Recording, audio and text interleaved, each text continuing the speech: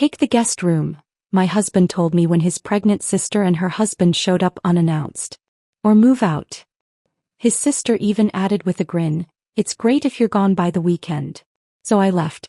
But just a few days later that smile vanished and panic took over. She's lying, Mom. Please tell me she's lying. Pack your things and take the guest room by tonight or just leave, it's your choice. My husband Julian delivered these words while spreading cream cheese on his morning bagel, as if he were commenting on the weather rather than ending our 7-year marriage. Behind him, his pregnant sister Gabriella stood in my kitchen doorway, one hand on her swollen belly, already measuring my granite countertops with her eyes. Actually, she added with a smile that belonged on a shark, it would be great if you're gone by the weekend. We need to start the nursery.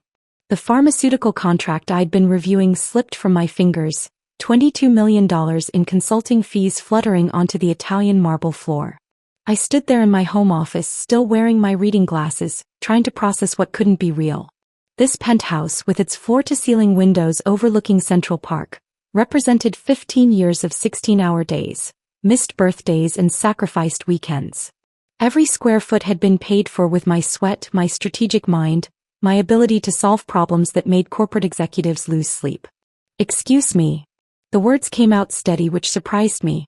Inside, my chest felt hollow, like someone had scooped out everything vital and left only an echo chamber. Before we dive deeper into this story, if you've ever been underestimated or pushed aside by family who thought they knew better, please consider subscribing. Your support helps share these important stories of standing up for yourself. Julian didn't even look up from his bagel preparation. Gabriella and Leonardo need stability during the pregnancy. The master bedroom has the space they need, and the attached bathroom is essential for her morning sickness. He spoke with the practiced tone of someone who'd rehearsed these lines, probably while I was at yesterday's board meeting that ran until midnight. At 42, I'd built something most women of my mother's generation couldn't even dream about. Whitmore Consulting Group employed 12 people who depended on my leadership, my vision, my ability to navigate corporate restructuring with surgical precision. Just that morning, I'd called my mother in Ohio to share news of the pharmaceutical contract. Her voice had swelled with pride as she told her neighbor Margaret. I could hear her in the background. My Rosalie runs her own company. 12 employees. Margaret, who still believed women should focus on supporting their husbands' careers, had gone quiet at that. Now I stood in the kitchen I'd renovated with Norwegian marble and German appliances, watching my husband, the man I'd supported through his architectural licensing exams, whose student loans I'd paid off, whose career I'd advanced through my business connections, casually evict me from my own life. Julian. I set down my coffee mug carefully, the Hermes porcelain making a precise click against the counter. This is my home. I own this penthouse. We're married, he replied, finally meeting my eyes with the cold calculation of someone holding a winning hand. That makes it our home. And family needs come first.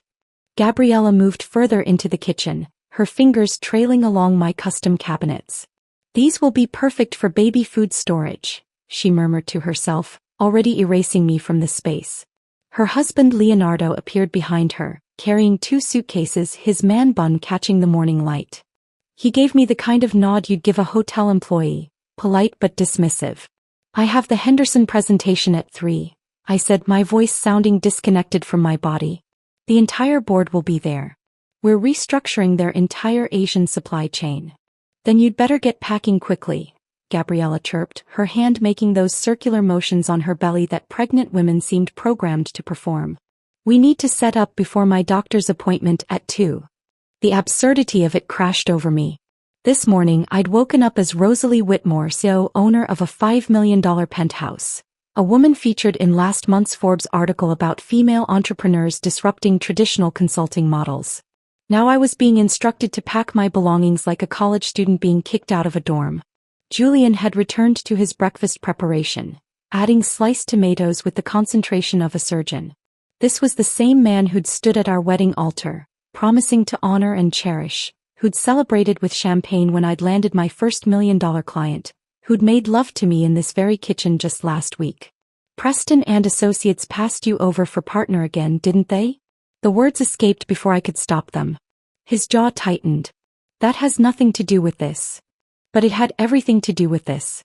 For 3 years, Julian had watched younger architects advance past him, had attended holiday parties where spouses asked about my business first and his work second, had smiled through dinner conversations where his colleagues' wives gushed about my feature in that business magazine while he nursed his whiskey in silence. Mrs. Whitmore?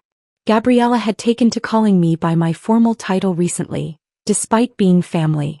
The movers will need access to the master closet. Could you leave your keys? Movers. They'd arranged movers before even telling me. I looked at the contract pages scattered on the floor, each one representing security for my employees, growth for my company, validation for every risk I'd ever taken. My phone buzzed with a text from my assistant. Goldman team confirmed for 3 p.m. They're excited about the partnership proposal. I have meetings, I said, though I wasn't sure who I was telling. I have obligations. Cancel them, Julian suggested, biting into his perfectly prepared bagel. Or work from a hotel. You love hotels, remember? All those business trips. The accusation hung there, unspoken but clear. All those nights building my empire instead of playing the devoted wife. All those conferences and client dinners and strategy sessions that had paid for this penthouse. His Audi, the lifestyle he'd grown accustomed to. Leonardo had started measuring the living room with his phone app, probably calculating where their furniture would go. My furniture. My carefully curated pieces from galleries and estate sales, each one a small victory, a tangible proof of my success. The guest room, Julian began, is a closet with a Murphy bed, I finished. It's temporary, he assured me, though his eyes suggested otherwise. Just until they get settled. Gabriella laughed, a tinkling sound that made my skin crawl. Oh, Julian, stop pretending. We all know this is better for everyone. Rosalie's always working anyway. She barely uses this place. Barely uses this place. The home where I'd installed a library of first editions, where I'd created a sanctuary from the brutal corporate world, where I'd thought I was building a life with someone who valued me as more than a convenient bank account. My phone rang. Marcus Thornfield's name appeared on the screen. The CEO from Singapore who'd been courting me for 6 months with an offer that would triple my current income. I'd turned him down 3 times because Julian had begged me to stay in New York, had promised we were partners, had sworn that our life here meant everything to him. I let it go to voicemail, though something in my chest shifted like tectonic plates realigning before an earthquake. The silence that followed Marcus Thornfield's unanswered call stretched through the kitchen like spilled wine, staining everything it touched. I slipped my phone into my pocket, the weight of that missed opportunity settling against my hip. Gabriella had moved to the windows, her silhouette against the morning light calculating square footage with the precision of an appraiser. Leonardo, come look at this view, she called to her husband who was still dragging luggage through my foyer. We could put the baby's playpen right here where the morning sun hits. My coffee maker, the one I'd imported from Italy after closing my first major deal, caught her attention next. She ran her fingers along its chrome surface with the possessiveness of someone who'd already claimed ownership. The machine that had powered my early mornings, my late-night strategy sessions, my small ritual of control in chaotic days, reduced to another item in her mental inventory. Leonardo finally emerged fully into view, and I noticed he was wearing one of those linen shirts that screamed, "I'm creative and unconventional," but really just meant, "I refuse to work in an office." His hair was pulled into that ridiculous bun, and he carried himself with the unearned confidence of someone who'd never actually built anything from scratch. "This space has incredible potential," he announced as if his assessment mattered. "Once we optimize the feng shui and create proper energy flow, it'll be perfect for raising a conscious child." A conscious child. In my penthouse.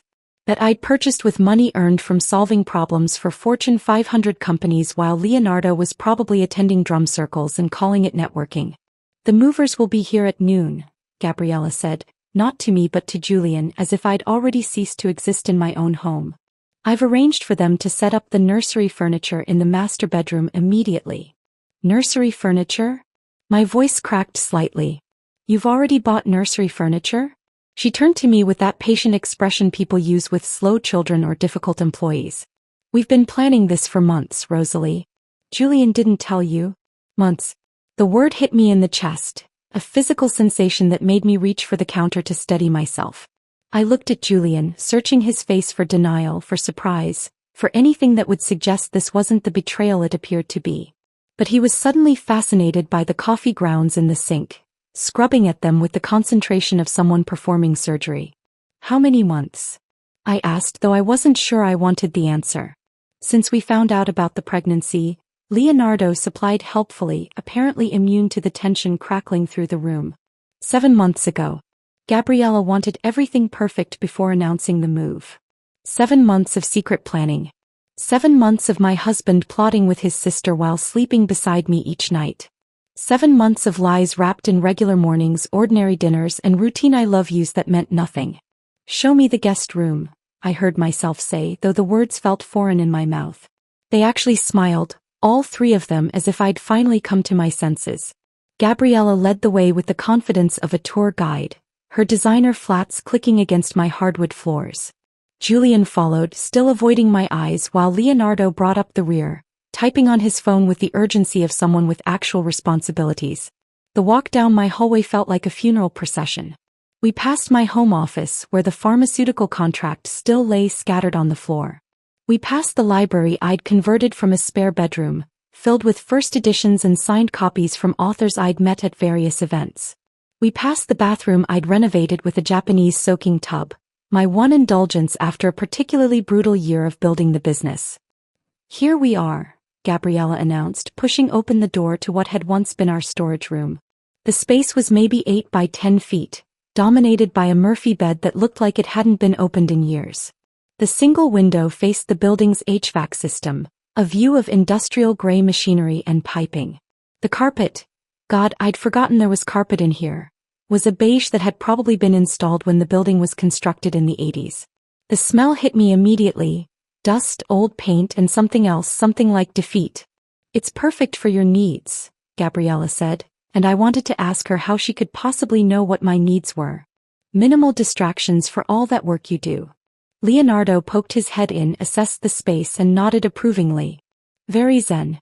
You could really create a meditation practice in here." A meditation practice.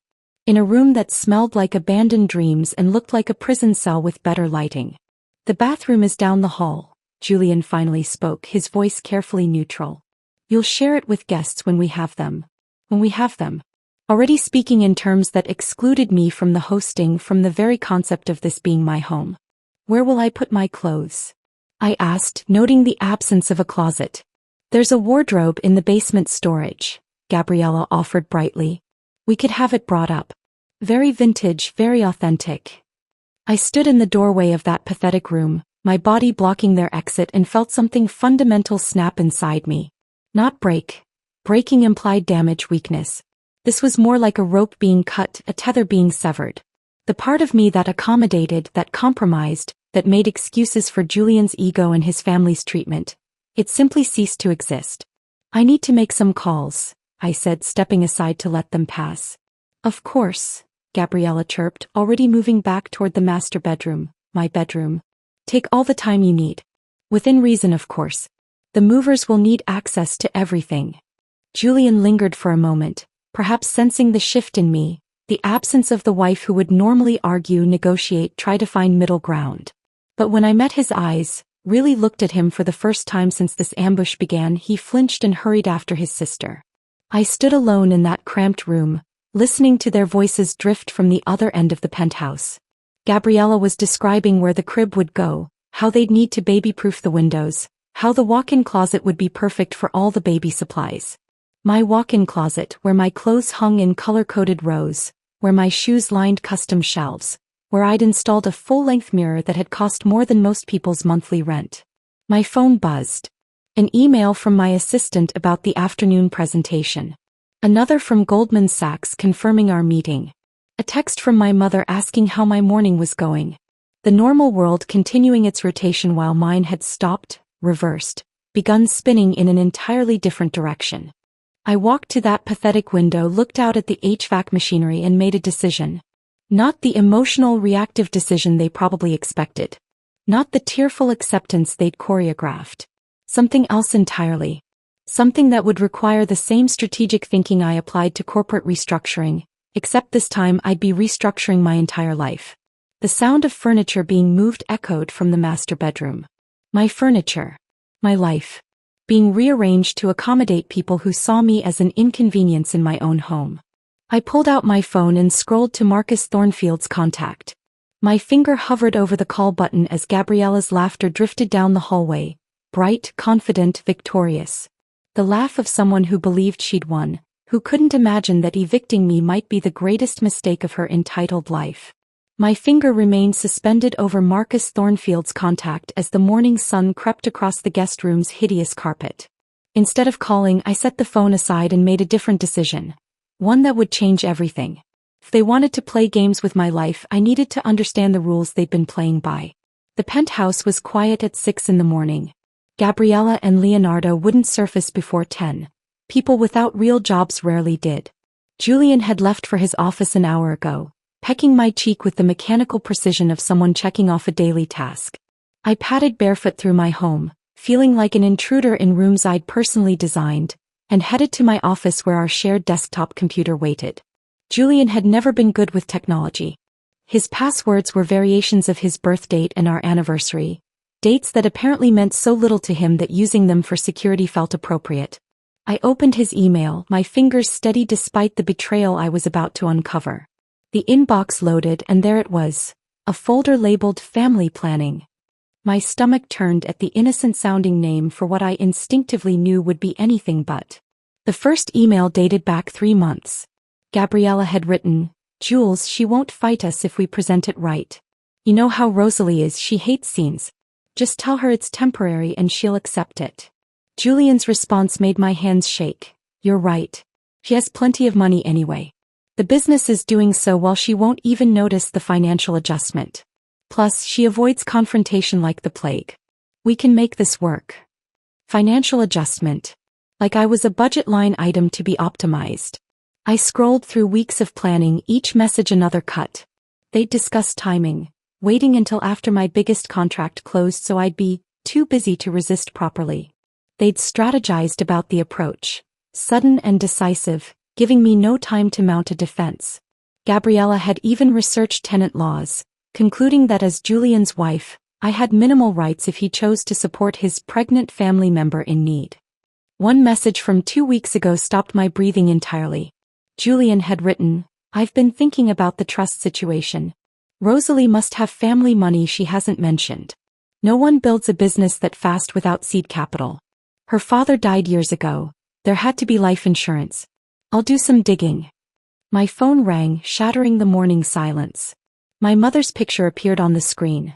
A photo from last Christmas, her wearing the cashmere sweater I'd sent, smiling beside her small tree in Ohio. "Morning, Mom," I answered, trying to steady my voice. "Rosalie, honey, something strange happened yesterday." Her voice carried that worried tremor that appeared whenever she sensed trouble. "Julian called me. He was asking about your father's insurance policy, wanting to know if there were investments we hadn't told him about." The room spun slightly. "What did you tell him?" "The truth, that your father's insurance barely covered his final medical bills and the funeral. You know that, sweetheart. We used every penny for his cancer treatment." She paused and I could picture her in her small kitchen, clutching her coffee mug with both hands. Why would Julian ask about that? After 8 years. "He's confused about some financial planning," I lied smoothly. "Don't worry about it. Rosalie." Her voice sharpened with maternal intuition. "What's really happening? You sound different." I couldn't tell her that her son-in-law was excavating our family tragedy for non-existent gold. That he was so certain I had hidden wealth he was willing to disturb my grieving mother with questions about her dead husband's finances. "Everything's fine, Mom. I need to go. Early meeting." After hanging up, I returned to the emails, but my vision was blurring. Not with tears, those would come later, but with rage. Pure, crystalline rage that made everything suddenly clear. They hadn't just planned to take my home. They'd planned to inventory my entire life for assets they could claim. A new message appeared in Julian's inbox as I watched. From Gabriella. "The movers are confirmed for noon. Once her stuff is in the guest room, phase 2 begins. Dad's lawyer says if she abandons the marital home, it strengthens Jay's position for the assets division." Assets division. They were planning for a divorce I hadn't even contemplated. positioning me as the one who'd abandoned the marriage by leaving the home they were forcing me out of. I screenshot everything, emailing the evidence to my personal account with the systematic thoroughness I applied to corporate audits. Then I cleared the browser history. Let them think their secret remains safe. Back in the guest room, I opened my filing cabinet, searching for normal documents but finding something else entirely. The Thornfield International folder sat there like a beacon. Marcus Thornfield had pursued me for months, offering a position that would triple my current income. Chief Strategy Officer for their Asian expansion, based in Singapore with a compensation package that included a Marina Bay apartment and a driver.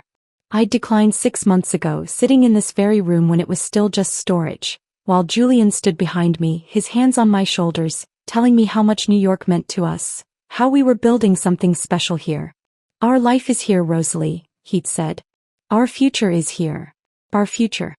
He'd already been talking to Gabriella about moving her in when he said those words. The doorbell rang, interrupting my spiral into revelation. Sarah stood in my doorway, my best friend since college, wearing her tennis whites and an expression of barely contained fury.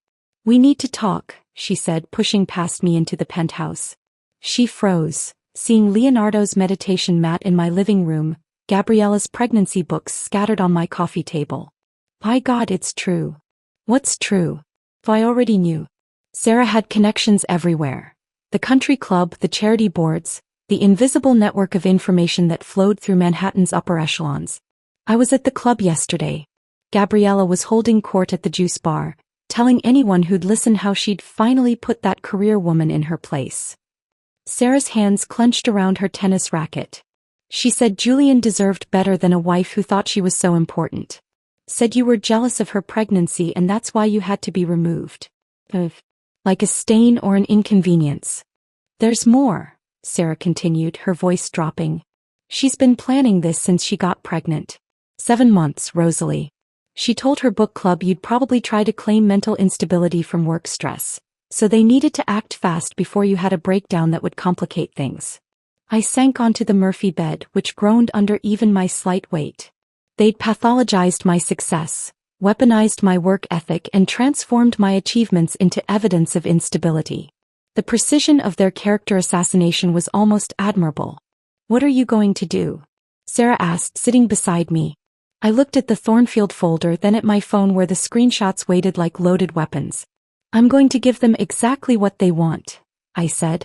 And then I'm going to disappear with everything they never knew they needed. Sarah squeezed my hand before leaving, her parting words echoing in the guest room. Whatever you're planning, be careful. And if you need anything, money, a place to stay, an alibi, just call. After she left, I sat in that cramped space for exactly 5 minutes, allowing myself that small window of stillness before transforming into someone Gabriella and Julian had never met. A strategist who understood that revenge required the same meticulous planning as any corporate takeover.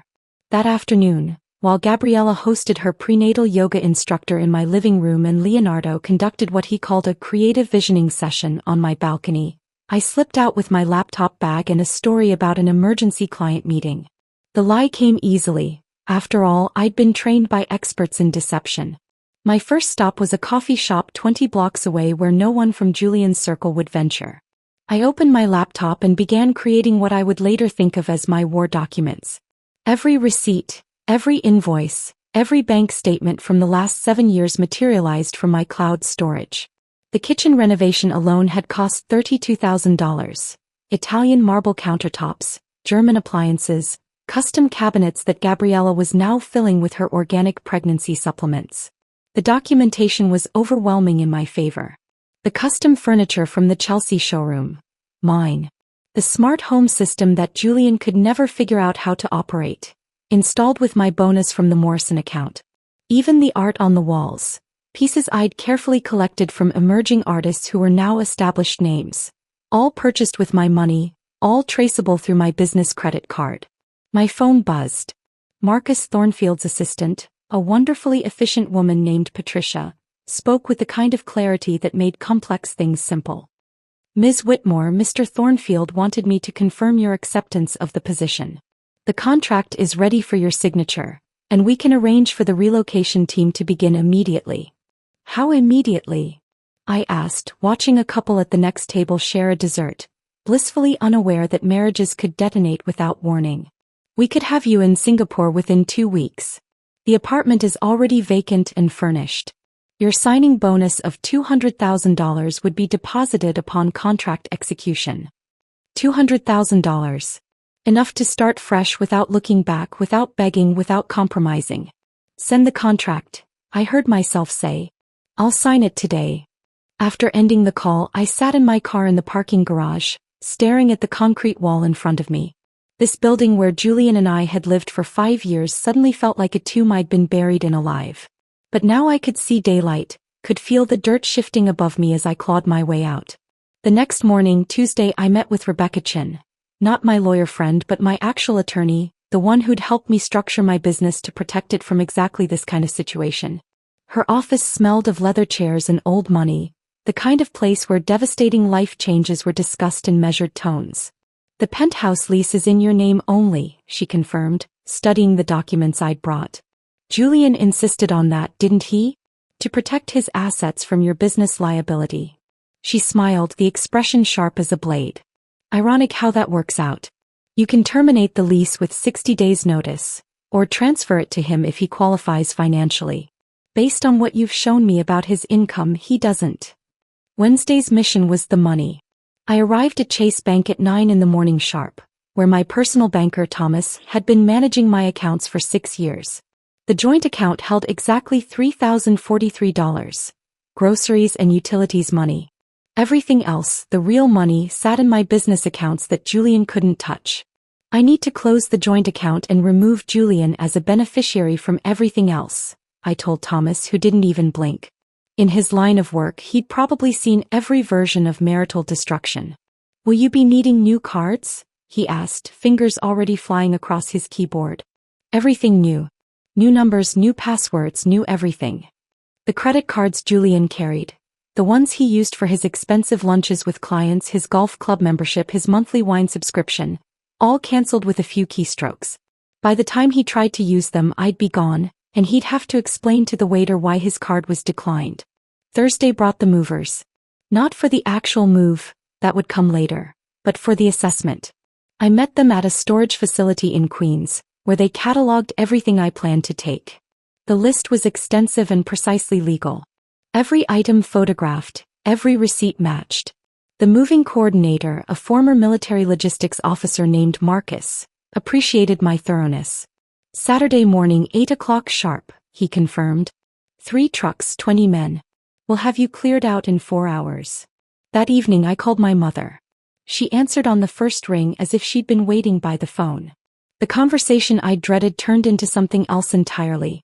I'm leaving Julian, I said simply. Finally, she exhaled, and I could hear years of bitten tongues in that single word. That man never deserved you. Your father never liked him, said he had weak handshake energy. Mom, I'm moving to Singapore. Silence stretched between Ohio and New York. Then, how soon? 2 weeks. I'll overnight you something, she said, and I could hear her moving through her house, opening drawers. Your grandmother's pearls. She wore them when she left your grandfather.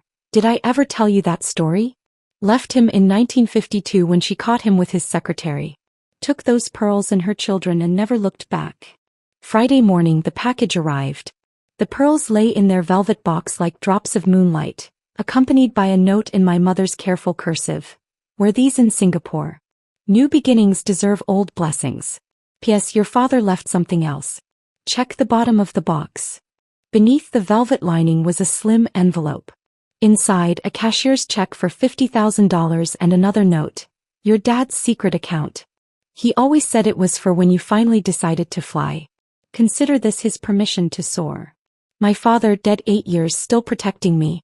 The tears came then, silent and steady, as I sat in that horrible guest room clutching pearls worn by women who'd refused to shrink themselves for anyone's comfort. I wiped my tears with the back of my hand, carefully placing the pearls back in their velvet box.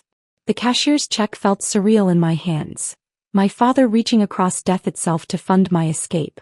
I tucked everything into my laptop bag, the one place in this prison where privacy still existed, and emerged from the guest room to find Gabriella directing a catering team through my kitchen. "Oh, Rosalie, perfect timing," she chirped, not bothering to look at me while she pointed the deliveryman toward my dining room. "We're having a little dinner party tonight. Nothing fancy, just some of Julian's colleagues from the firm. You don't mind, do you?" The question was rhetorical. She'd already arranged my sterling silver on the table, the set my grandmother had given me as a wedding gift. My Waterford crystal glasses caught the afternoon light, arranged with the precision of someone who'd been planning this performance for weeks.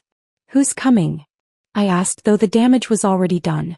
"The Prestons, the Wheelers, that new partner Julian's been trying to impress. Mitchell something. Maybe 12 people total." She finally looked at me, her hand making those endless circles on her belly. "You'll join us, won't you? Though perhaps you could eat in the kitchen? We're a bit tight on space." By 7 that evening, my penthouse had transformed into Gabriella's stage. She floated between guests in a flowing dress that emphasized her pregnancy while somehow maintaining elegance, accepting compliments on her home with the practiced grace of someone who'd rehearsed every response.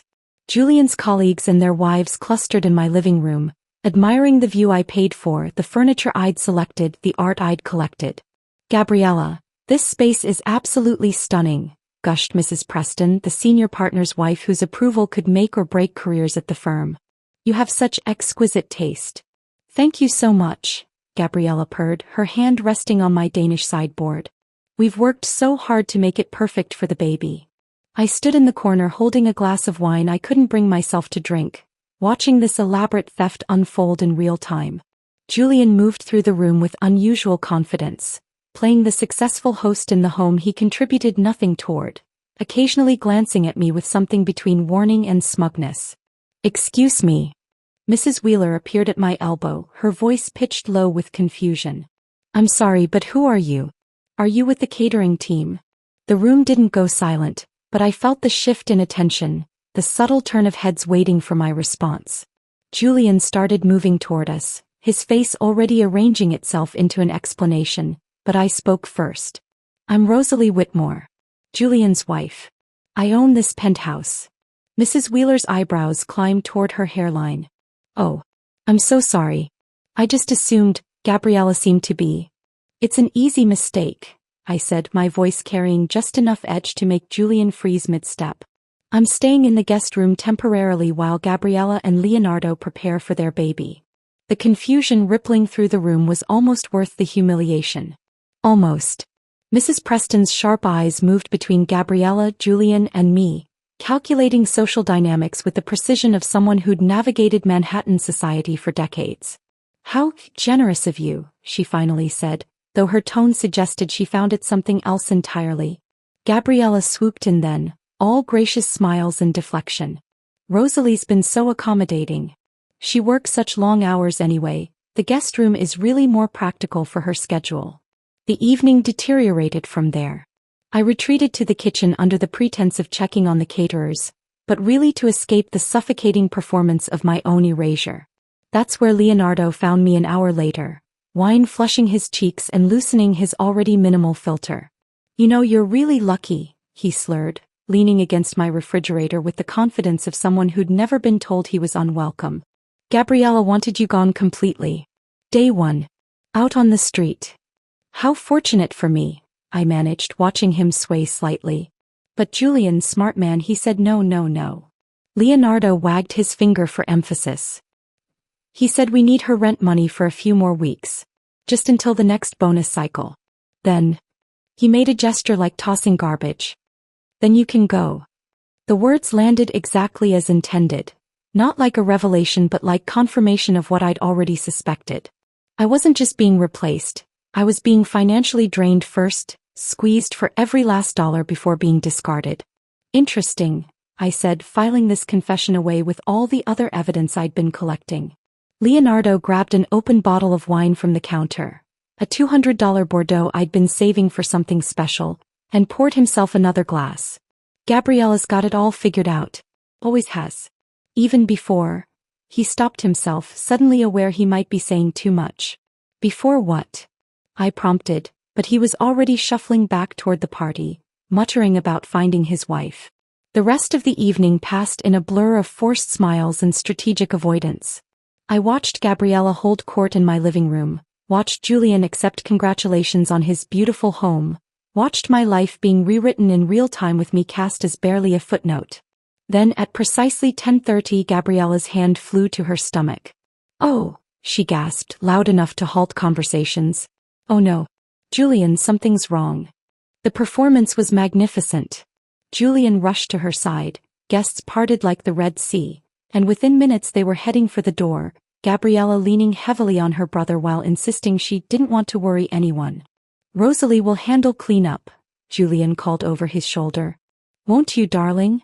The door closed on their manufactured emergency, leaving me with Leonardo, 12 confused guests, and the wreckage of a dinner party I hadn't thrown. Mrs. Preston lingered, her keen eyes taking in the scene with the clarity of someone who'd witnessed plenty of marital disasters. "Interesting evening," she said carefully, then leaned closer. "I knew your father, you know. Before he passed. He would not have tolerated this." She left before I could respond, but her words stayed as I spent the next 2 hours cleaning up. Leonardo sprawled on my sofa asking periodically if I could bring him water or perhaps something to eat. The cramps, I knew, would miraculously resolve the moment Julian confirmed I'd handled everything. At 2 in the morning my phone buzzed. Sarah had sent a series of screenshots that made my blood turn to ice. Gabriella's private Instagram, the one she thought was secure, told a different story than the one they'd been selling. Posts from months ago showed my penthouse. "Cannot wait to raise our baby here," dated 2 weeks before she'd announced her pregnancy to Julian.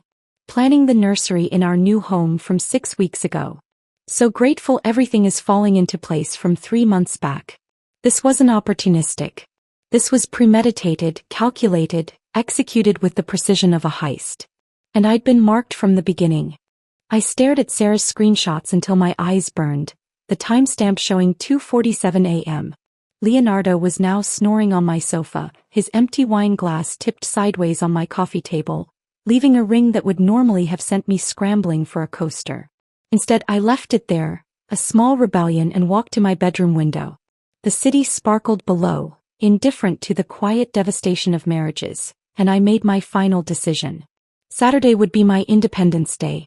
I barely slept, running through logistics in my mind with the precision I usually reserved for multimillion-dollar mergers.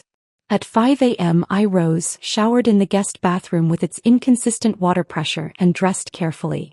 Black slacks, white silk blouse, and around my neck my grandmother's pearls. The outfit of someone conducting serious business.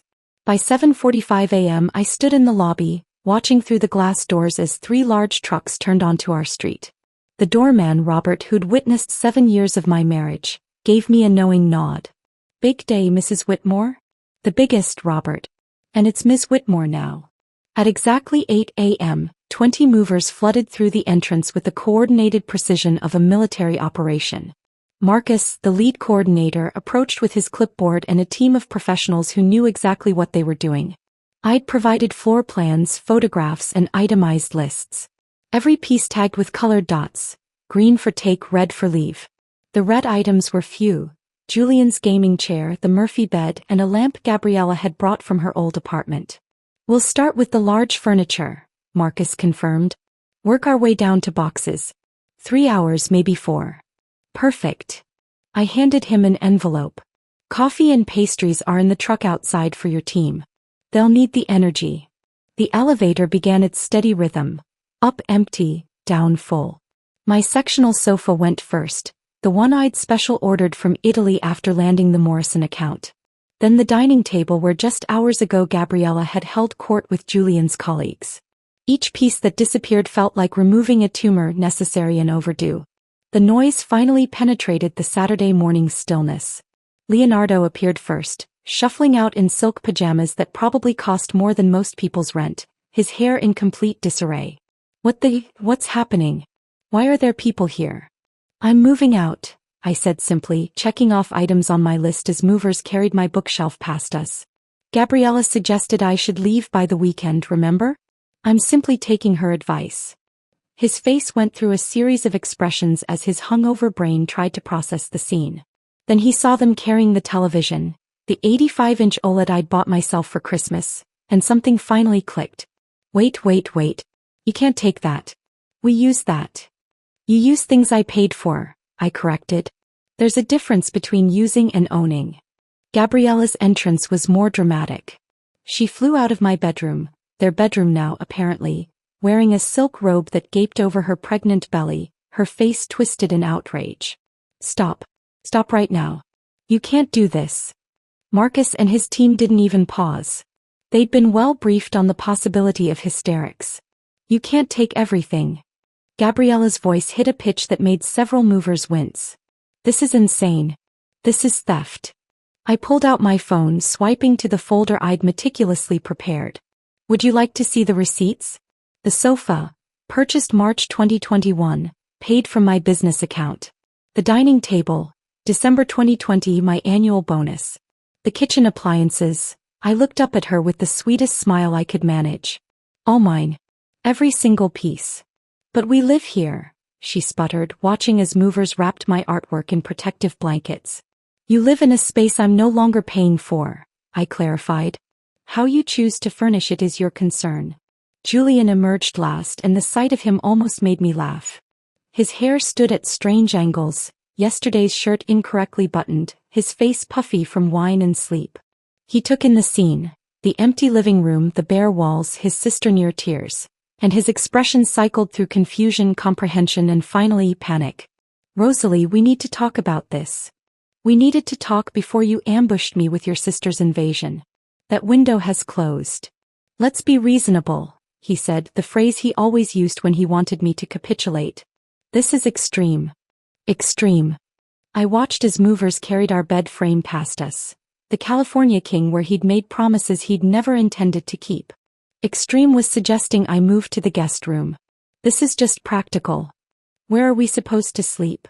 He actually sounded bewildered, as if furniture appeared magically without someone purchasing it. That sounds like a you problem, Julian. Perhaps Leonardo's creative consulting can manifest a solution. Gabriella had moved to tears now, her hand pressed to her belly in that protective gesture that had worked so many times before. How can you do this to a pregnant woman? To your family? Family. The word tasted bitter. Family doesn't exile family to storage rooms. Family doesn't plan secret coups for 7 months. Family doesn't treat each other like unwanted tenants in their own homes. Marcus approached, his expression carefully neutral. Ms. Whitmore, we're almost done. Just the kitchen items and your office furniture. Julian, Gabriella grabbed her brother's arm, her voice urgent. Do something. Call someone. This can't be legal. Oh, it's completely legal, I said, pulling out the documentation Rebecca had prepared. Every item being removed was purchased by me with my money from my accounts. The receipts are all here. Would you like copies for your records? The movers were efficient, systematic, thorough. My coffee maker, the one Gabriella had been using every morning, disappeared into a box. The smart home system got disconnected, leaving them with basic switches and manual controls. Even the expensive water filter I'd installed. Gone. As the last boxes loaded, I looked around the empty penthouse. The space looked massive without furniture, hollow and echoing. Gabriella stood in what was once our living room, tears streaming down her face. Leonardo had his phone out, probably trying to figure out how to spin this on Instagram. Julian stood frozen, still processing. One more thing, I said, pulling out the final document. The lease. I held the lease document in my hand, watching Julian's face drain of color as he recognized the letterhead from our building management company. This lease is in my name alone, I said, my voice steady despite the adrenaline coursing through me. You insisted on it, remember? To protect your assets from any potential business liability.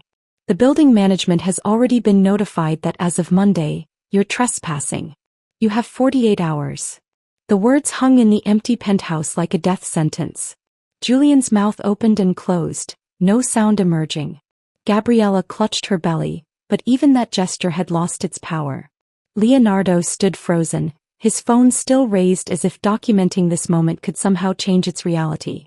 48 hours? Gabriella's voice cracked. But where will we go? That's no longer my concern. I turned toward the door where Marcus waited with the final inventory sheet for my signature. You wanted me gone by the weekend. Consider your wish granted. The elevator ride down felt like ascending from hell into daylight. Robert held the lobby door open as I walked through for the last time as Mrs. Whitmore, and I heard him murmur, "Well done, ma'am." My car was already packed with essential items, clothes, documents, and my grandmother's pearls still warm against my throat. The drive to JFK Airport took exactly 53 minutes, during which my phone rang continuously. I'd switched it to silent, but the screen lit up with name after name. Julian, Gabriella, Leonardo, and then surprisingly Julian's mother Eleanor. Eleanor Whitmore, the woman who'd spent 7 years treating me like an interloper at family dinners, who'd repeatedly asked Julian when he was going to find someone more suitable, was suddenly desperate to reach the unsuitable daughter-in-law she'd never wanted. I waited until I was seated in the first-class lounge, a glass of champagne in hand before listening to the voicemails. They played like a symphony of desperation, each movement more frantic than the last. Julian's first message attempted authority. "Rosalie, this is ridiculous. Call me back immediately so we can sort this out like adults." His fifth message had devolved to pleading, "Please, we need to talk. You can't just leave us with nothing. This is your home too." Gabriella's messages were pure hysteria. "You can't do this. We have nowhere to go. Think about the baby. How can you be so heartless?" Leonardo had managed only one confused message. "Hey, Rosalie? Could you at least tell us how the coffee maker works? We can't figure it out." But Eleanor's message was the most revealing. "Rosalie dear, there seems to be some misunderstanding. Julian needs you to be reasonable. The family reputation is at stake here.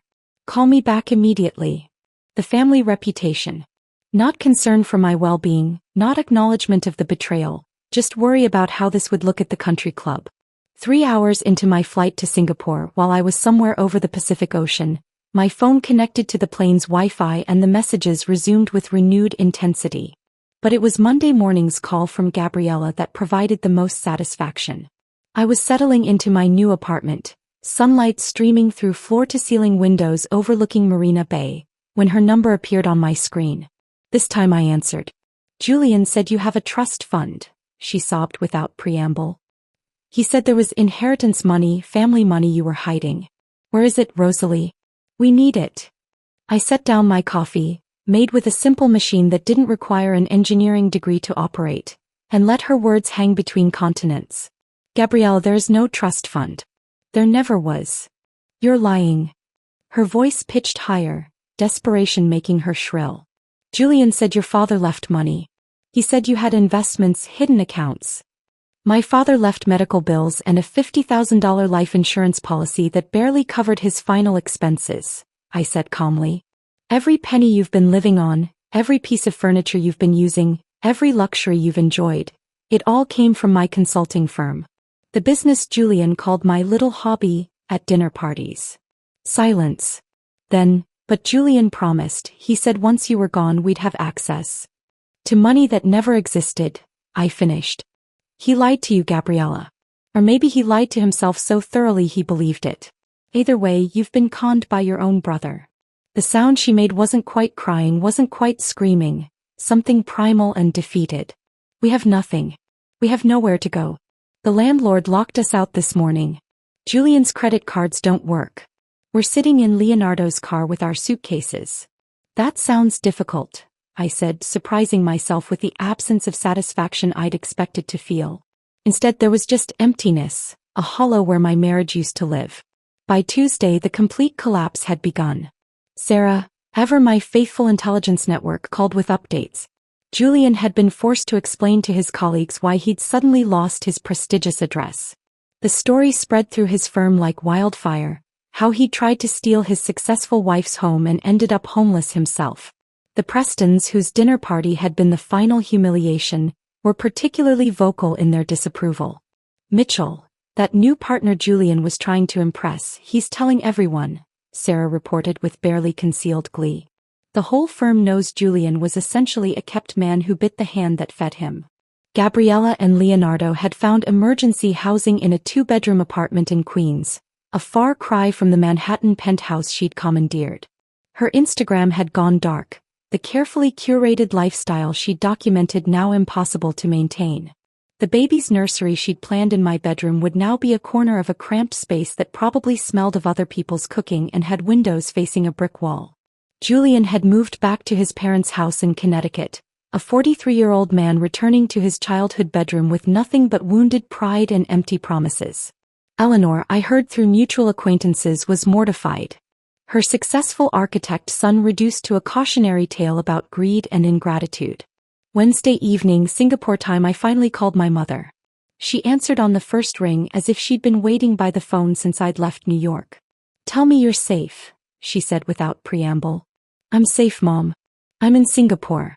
I got the job, the apartment, everything." The silence on the other end of the phone stretched for a moment before my mother exhaled, a sound that carried 7 decades of wisdom and worry. "Good," she finally said. "And Julian? The family?" "They're managing," I replied, which was generous considering what I knew about their circumstances. 3 months had passed since that Saturday morning exodus, and Singapore had become more than just an escape. It had become home. My office at Thornfield International occupied a corner of the 32nd floor, with windows that stretched from floor to ceiling, revealing a view of Marina Bay that still made me pause during conference calls. The space was mine to design, and I'd chosen clean lines, warm woods, and a single piece of art, a painting by a local artist that reminded me of new beginnings. My team of 30 professionals treated me with the kind of respect I'd forgotten existed.